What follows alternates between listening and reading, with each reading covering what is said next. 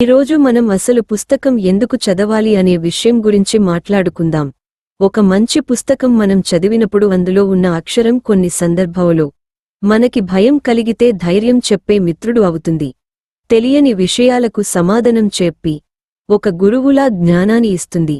మనం తలవంచి చదివే ప్రతి పుస్తకం, మనం తల ఎత్తి చదివే గ్రంథాలయ గోడలుపై ఉన్న ప్రతి సూక్తి మన తలరాతను మార్చుకోవడంలో ఎంతో సహాయపడుతుంది.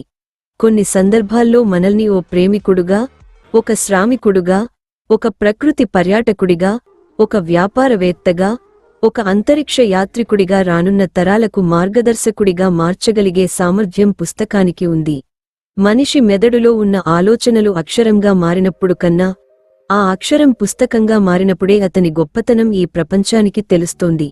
అలా వచ్చిన పుస్తకాలనే నేడు మనం పవిత్ర గ్రంథాలు అయిన భగవద్గీత, బైబిల్, ఖురాన్ గా భావిస్తున్నాం. ఈ వీడియోలో మీకు నచ్చిన విషయానికి కామెంట్ చేయండి. అలాగే ఈ వీడియోను లైక్ చేయండి. ఇలాంటి మరిన్ని ఇంట్రెస్టింగ్ విషయాలకు మనం ఛానల్ సబ్స్క్రైబ్ చేయండి.